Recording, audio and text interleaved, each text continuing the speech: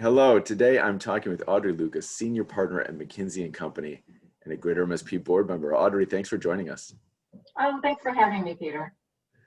Just before the holidays, GREATER MSP hosted a virtual event to launch the new digital Regional Recovery Hub at greatermsp.org. And we're really excited about this new resource for leaders in the region and encourage all of you to visit the website and explore it today. During the event, Audrey, you moderate a panel on economic recovery in the MSP region and the state of Minnesota. And this great panel included Commissioner Steve Grove from the Department of Economic Development, Abby Wozniak, Director of the Opportunity and Inclusive Growth Institute at the Minneapolis Fed, and Dean Sri Zahir of the Carlson School of Management. It's a great panel and expertly moderated. In case folks missed the event, could you provide a recap of some of the key themes that we heard during that panel? Thank you, Peter. It certainly was a terrific panel, and I was grateful to be part of it. As I reflected over the holidays on the themes, I think there were really four that I heard from the panel.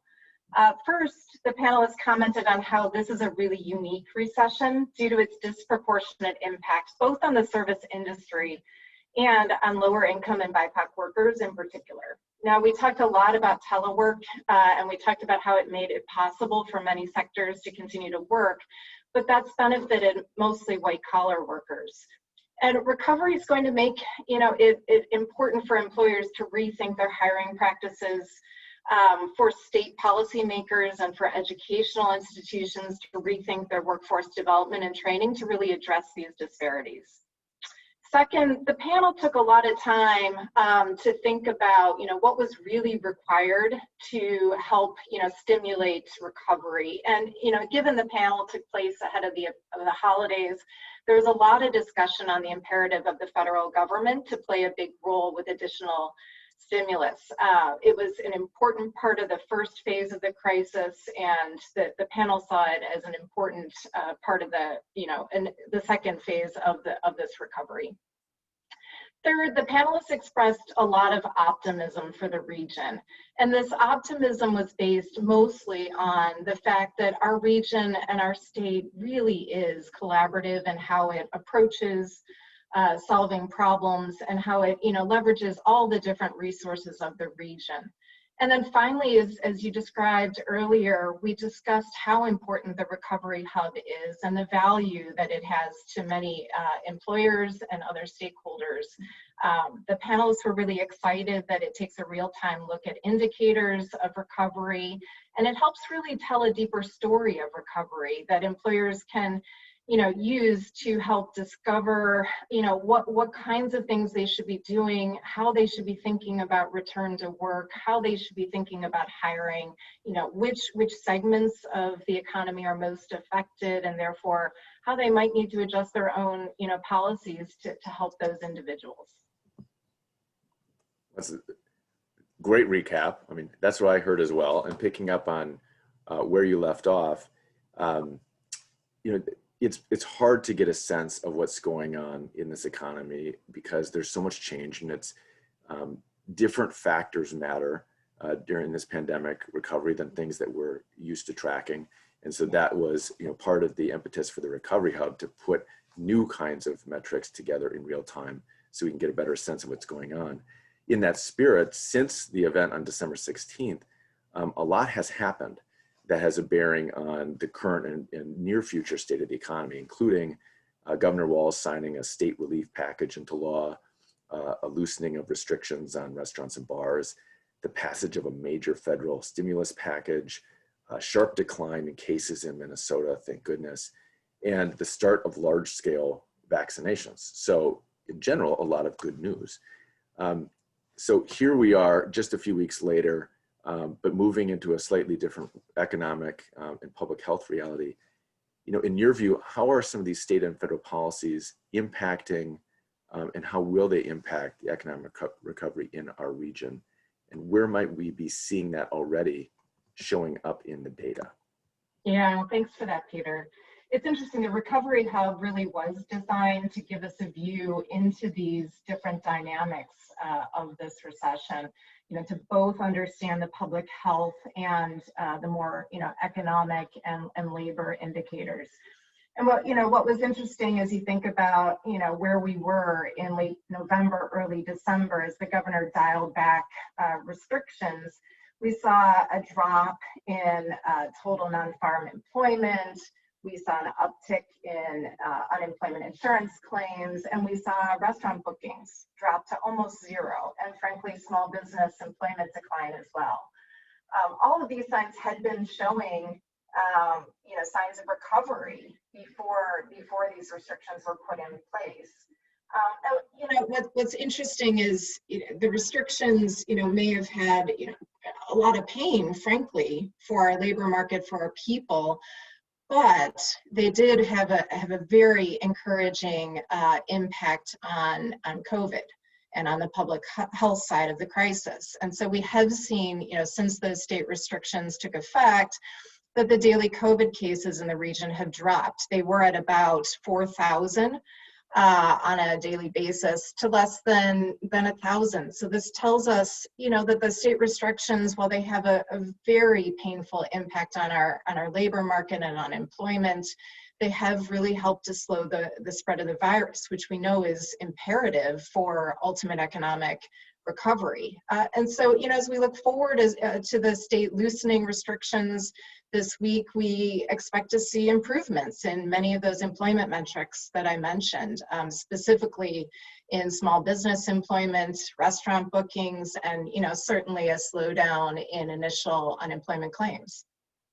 One interesting note from the panel that I remember from Abby Wozniak was, she really described this recovery as a marathon and not a sprint. And I think, that sentiment is certainly reflected in some of the metrics that we see around travel and movement in the Recovery Hub. And as you described, these are metrics that we wouldn't typically look at as we think about economic recovery. But as you look at airport passenger activity, as you look at transit ridership, as you look at the return to office, measures, we're seeing a lot of stagnation in those measures, but we're hopeful, right?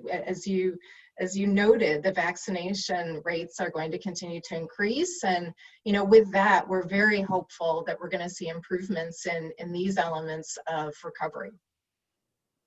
And in that spirit, kind of as we close, so we're on a different trajectory now.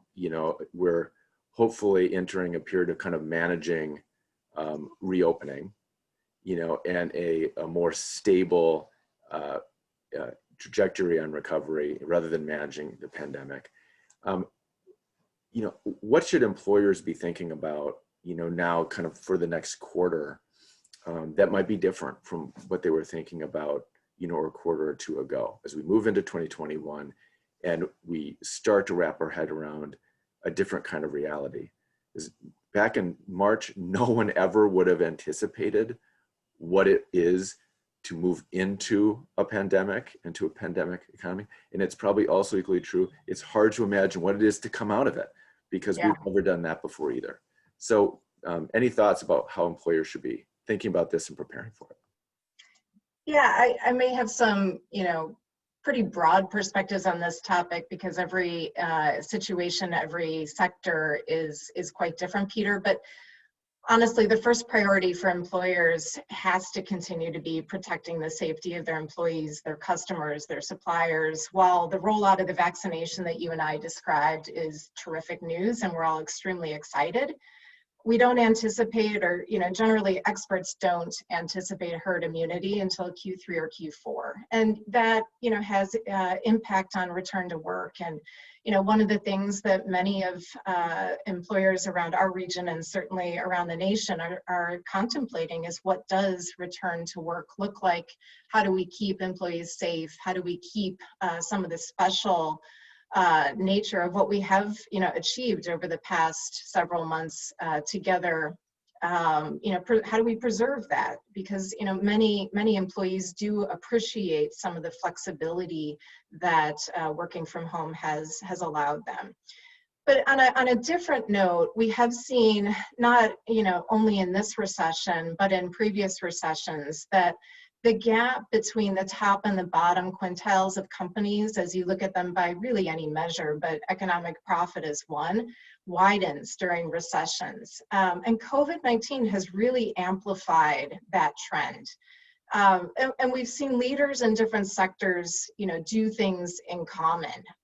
They tend to very strategically manage their financial and their operational portfolios. They pull back investment and resourcing in some areas, they accelerate in others. They make very big moves into high growth markets, and they invest heavily in capabilities like digital and advanced analytics.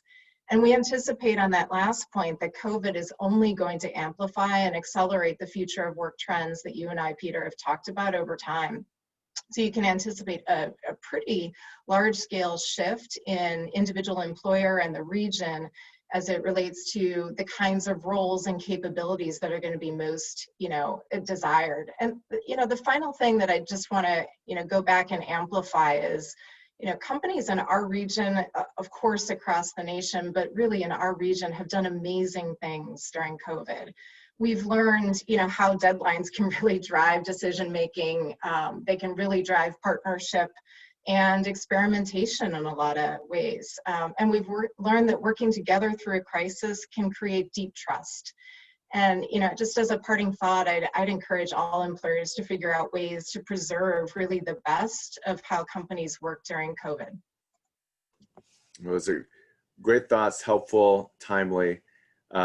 Thank you for taking a few moments to debrief and share out. We're going to encourage folks to take a look at this Recovery Hub, which was being updated on a kind of weekly, if not monthly basis. Coming together around the story and the facts of what's actually going on is certainly a critical step in helping the region emerge together and emerge stronger from this downturn. So thanks again, and look forward to talking again soon. Thank you.